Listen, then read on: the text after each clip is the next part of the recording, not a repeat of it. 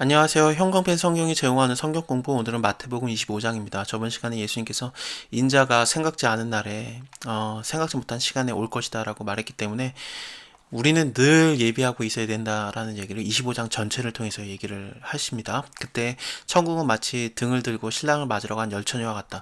저번 시간에도 뭐 인자가 임할 때 그 한 사람은 뭐 버려둠을 당하고 한 사람은 데려감을 당할 것이다라는 얘기를 하셨었거든요.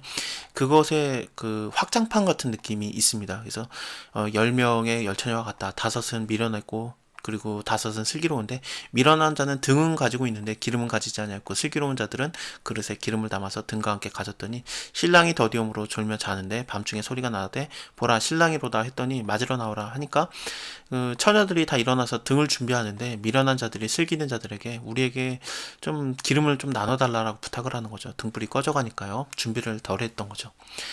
슬기는 자들이 대답하여 가로되 우리가 너희와 슬기에 부족할까 하다. 그래서 차라리 파는 자에 가서 너희 쓸 것을 사라.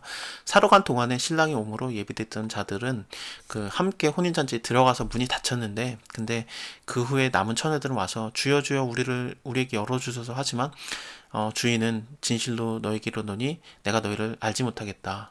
그런즉 깨어있어라. 너희는 그날과 그 시를 알지 못하느니라. 이런 말씀을 해주십니다. 또 14절부터 이어지는 얘기는 이스라엘 사람들에게는 굉장히 좀 그 익숙한 얘기입니다. 그 어떤 사람이 타국으로 갈 때 종들을 불러서 소유를 맡기는 거, 그래서 많은 것들을 맡기고 다시 돌아올 때 이것들에 대해서 계산을 하는 것, 회개를 하는 것이 있는데 이것은 그 이스라엘 사람들에게는 헤롯 대왕을 먼저 떠올리게 해요. 헤롯 대왕이 사실 유대인 출신이 아니거든요. 핏줄이. 그래서 그가 왕이 되는 게 조금 곤란합니다. 근데 로마 식민 상태에 있을 때 그 이스라엘 지역이 굉장히 중요하기는 한데 딱히 그 다스릴 자를 두기도 애매하고 그랬던 곳이었던 거예요. 그래서 이것을 어떻게 할까 그러고 있는 상태에서 헤롯 대왕이 겨울에 로마 황제한테까지 간 거예요. 막 그 겨울에 막 알프스 산맥을 넘어가면서 거기까지 가가지고 내가 거기 왕이 되게 해주세요. 그랬더니 로마 황제 입장에서는 자기 말을 잘 듣는 그런, 그리고 또 신임을 많이 못 받는, 이스라엘 사람들에게 신임을 많이 못 받아서 그가 주축이 돼서 반란을 안 일으킬 만한 그런 애매한 그 바지왕을 세워야 될 판국이었거든요. 근데 딱 맞는 사람이 온 거죠. 와, 이 겨울에 여기까지 왔네. 그러면서 내 말은 잘 듣겠구나. 그리고 또 핏줄도 유대인이 아니니까 그들 유대인들과 합해가지고 그가 일어나가지고 반란을 안 일으키겠구나. 그래서 왕으로 세워주는 게 그게 헤롯 대왕입니다. 그래서 헤롯 대왕 얘기를 알고 있기 때문에 이 타국에 갔다라는 얘기는 좀 비슷한 느낌을 받을 수 있는 거죠. 다른 복음서에서는 왕이 그 왕권을 받으려고 타국에 갔다라는 얘기로도 나오잖아요. 그런 얘기가 왜 그러냐면은 이스라엘 사람들에게는 이런 얘기들이 익숙하기 때문에 그렇습니다. 어쨌든 각각 재능대로 하나에게는 금 5달란트를, 하나에게는 2달란트, 하나에게는 1달란트를 주는데 한 달란트 조금 받은 거 아닌가라고 생각하지만 금이 34kg 정도 되는 그 양이에요. 지금으로 따져도 몇 억에 이르는 양이고 이게 얼마라고 말하기는 그런 거의 뭐 재산 하나를 이렇게 뚝 떼어서 줬다라는 느낌이 들 정도가 달란트라는 느낌이 있습니다.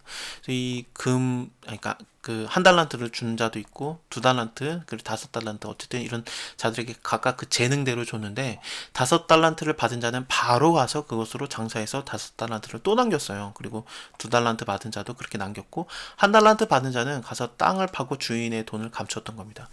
이스라엘은 많은 나라들한테 침략을 받았었잖아요. 그래서 포로로도 잡혀가고 그래서 잡혀갈 때 땅에다가 보물들을 묻고 잡혀갔었대요. 그래서 다시 돌아왔을 때 그 땅을 파서 보물들을 다시 재산들을 취했던 거죠. 그러니까 예수님께서 천국은 마치 이와 같다 그러면서 그 밭에 감추어진 보화와 같다. 그것을 발견한 후에 모든 재산을 팔아서 그 밭을 샀느니라 그 얘기가 있잖아요. 왜 그러냐면 땅 안에 많은 보물들이 숨겨져 있었다고 합니다. 그래서 이런 얘기들도 이스라엘 사람들에게는 그렇게 대단히 새로운 얘기는 아닙니다. 이렇게 하고 있었다. 그러니까 오랜 후에 그 종들이 주인이 돌아와서 저희들과 회개할 때 5달란트 받은 자는 5달란트를 더 가지고 와서 주여 내게 5달란트 주셨는데 보소서 내가 또 5달란트 남겼습니다. 그 주인이 이르되 잘하였도다 착하고 충성된 종아 네가 작은 일에 충성하였음에 내가 많은 것으로 너에게 맡기리니 네 주인의 즐거움에 참여할지어다. 이 5달란트도 작은 게 아닌데 주인에게는 작은 일이라고 여겨지는 거죠. 그리고 더 큰 거, 그 주인의 즐거움에 참여하게 된다니 얼마나 기쁘겠습니까? 어린 양의 호린 잔치에 그 참석을 하게 되는 슬기로운 여인들과 같은 자들이 되는 거죠. 데려감을 당하는 자들, 그런 겁니다. 2달란트 받은 자도 와서 주여 내게 2달란트 주셨는데 내가 2달란트 또 남겼습니다. 주인이 너는 왜 2달란트 남겼냐? 그런 게 아니라 2달란트 맡겼었으니까 착하고 충성된 종아 네가 작은 일에 충성하였다. 내가 많은 것으로 너에게 맡길 것이다. 이렇게 주인의 즐거움에 참여하게 될 것이다.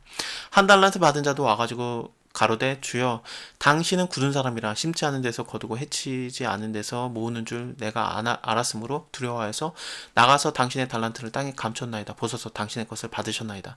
이것은 그 주인에 대해서 제대로 알고 있지도 못하고 작은 일에 충성하면 큰 것으로 맡기고 그 다음에 주인의 즐거움에 참여하게 하는 그런 자비로운 주인인데, 그리고 선한 주인인데 그를 그 주인을 굳은 사람이고 심지 않은 데서 거두는 그런 자라고 생각하는 악한 자였던 겁니다. 그래서 게으르고요. 또 그러니까 너 왜 이렇게 악하고 게으르냐? 나는 심지 않은 데서 거두고 해치지 않은 데서 모으는 줄 네가 아느냐? 그러면은 네가 마땅히 내 돈을 은행에게 줘서 그것을 두었다가 내가 돌아왔을 때 내 본전과 이자를 받게 되는 거 아니냐?